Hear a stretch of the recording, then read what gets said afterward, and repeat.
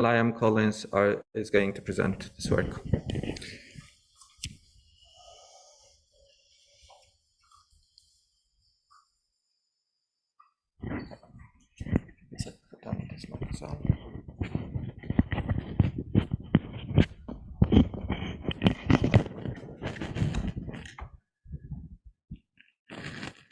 Okay. Okay, so thank you for the introduction and the opportunity to speak at this exciting new conference. Today, I'm going to discuss theoretical aspects of model-agnostic meta-learning, and this is joint work with my advisors Aryan, Mokhtari and Sanjay Shakkottai from the University of Texas at Austin. So as we know, an important challenge in machine learning is to develop adaptable learning agents. Here we consider that adaptivity is measured by the ability of the agent or learning model to adapt quickly to a new school training data and computation. For example, we would like drones to be able to adapt to new environments that they may not necessarily have seen during training. This raises the question of how can we develop adaptable models in principal ways. And meta-learning methods have grown in popularity recently because they've been shown to yield adaptable models in settings such as few-shot image classification and few-shot regression.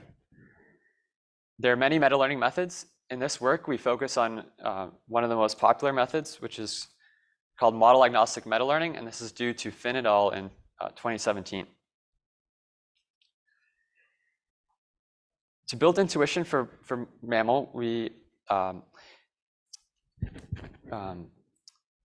we must consider a setting with T tasks, and a natural approach to learning in this setting is to minimize the average loss across all tasks. So each task is a loss function fi. And in this case, minimizing the average loss, we call this non-adaptive learning, or NAL. And to solve this objective, we evaluate the gradient at the same W for all tasks simultaneously. So this leads to a non-intentionally adaptive solution. On the other hand, for MAML, we anticipate being allowed to adapt the model at test time. So we solve the objective that is minimizing the average risk across the T tasks after one or a small number of steps of some gradient-based update. Here we consider one step of gradient descent. And to solve this objective, the gradient is evaluated at a separate WTI for each task. So this should naturally lead to an adaptive solution. However, despite these intuitions, the theoretical understanding of how MAML in fact yields more adaptable models in practice is not well developed. And there are two leading hypotheses for why MAML yields adaptable models. The first is rapid learning, and the second is feature reuse. In feature reuse, the understanding is that MAML learns a representation of the data across tasks that reduces the effective dimension of each task and allows for fast adaptation to a new task that shares the same representation. On the other hand, rapid learning hypothesizes that MAML finds a point in the optimization landscape that is close enough in some sense to the optimal solutions for the tasks, which allows for rapid traversing of the optimization landscape to solve a new task. And in recent work, we've studied the feature reuse perspective. Here, we aim to understand MAML through rapid learning. In particular, we considered two questions. First, how does MAML leverage the meta-training tasks to find quickly adapting models? And in what task environments is MAML especially effective? To answer these questions, we compare MAML with NAL, as doing so reveals the effect of MAML's distinctive inner loop, so that distinctive inner loop adaptation to specific tasks.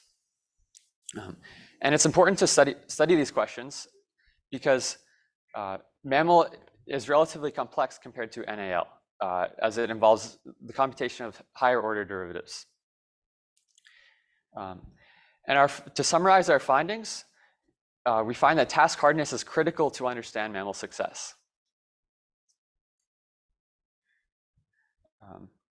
We can understand the role of task hardness in the following scenarios. First, we define task hardness roughly as the difficulty that gradient descent has in solving the task. So a task is more hard if gradient descent requires more iterations to solve the task.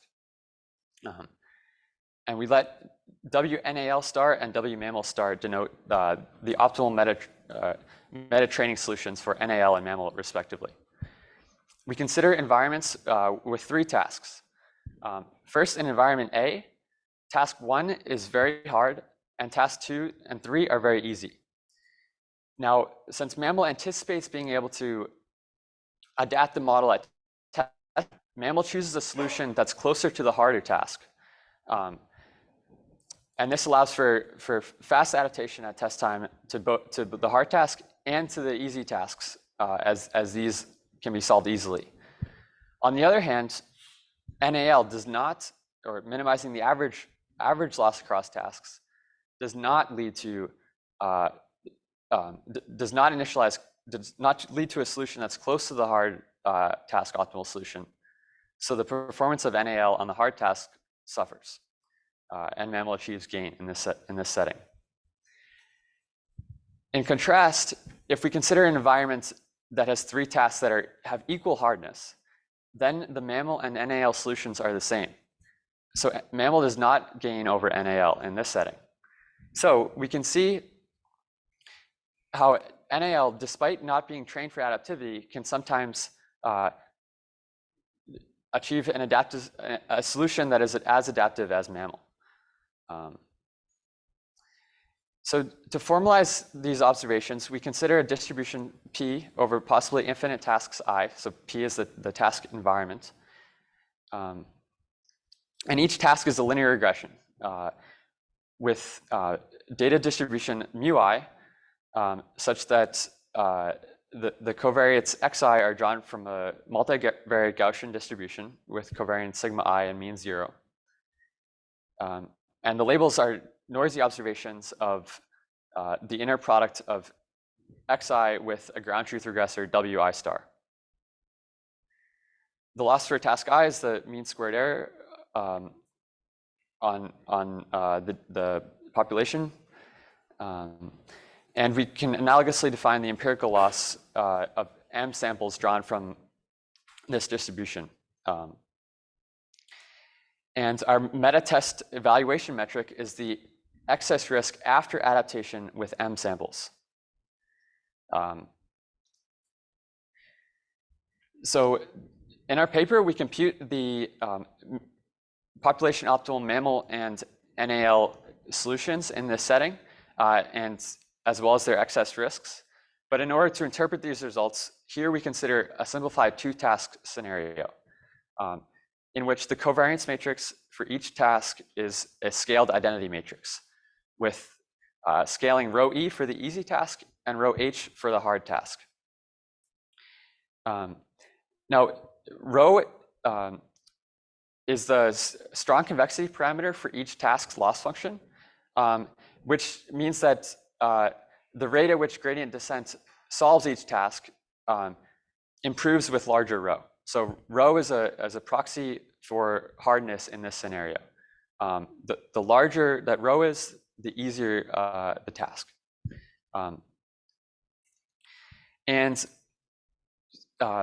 Here we fix rho E at 1, so the easy task has strong convexity parameter 1, and we vary rho H along the x-axis in these plots from 0 to 1. And we see that for most values of rho H, the MAML solution is closer to the hard task optimal solution. This is in the left plot, or the right plot, excuse me. And in these cases, the MAML excess risk is much smaller than the NAL excess risk. However, when rho H approaches 1, meaning that the hard task becomes just as hard as the easy task, the MAML and NAL solutions converge, and there's very little gain for MAML over NAL in terms of excess risk after adaptation.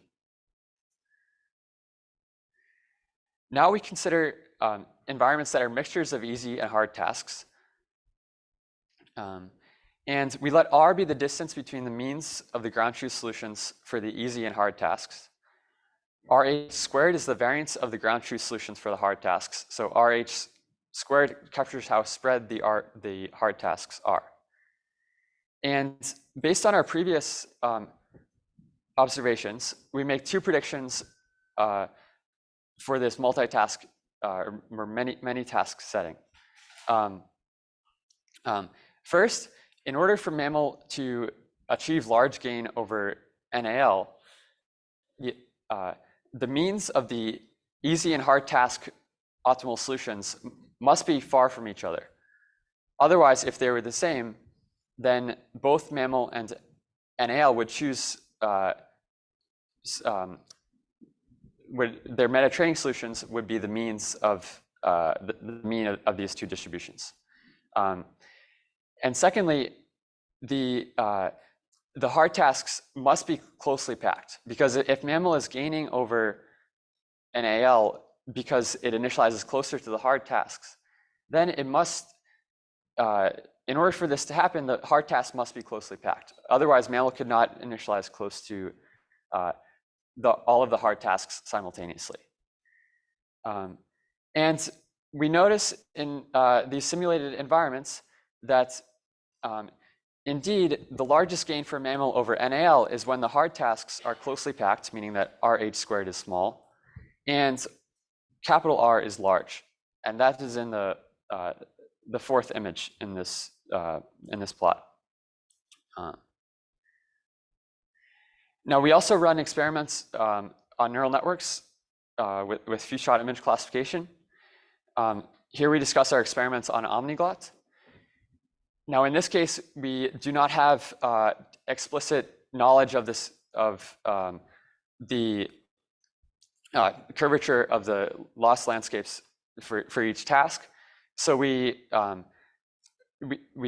devise a proxy for hardness that is based on semantic hardness. And so we say that hard tasks are fine-grained classification tasks involving characters from the same alphabet. So Omniglot has handwritten characters from many alphabets. We say that hard tasks are handwritten characters belonging to the same alphabet. So the intuition is that these should be harder to classify. And then on the other hand, easy tasks are coarse-grained classification tasks belonging to different alphabets.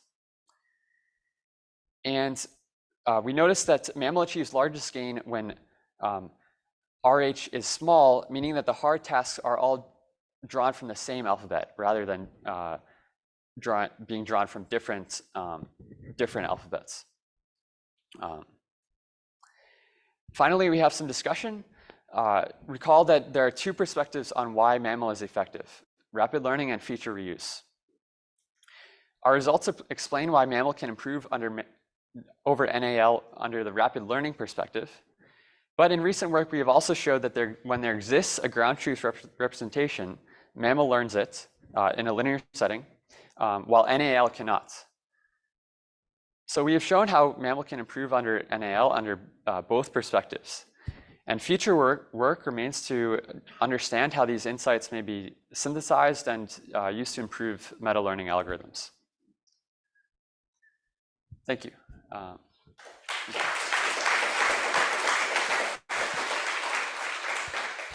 Any questions?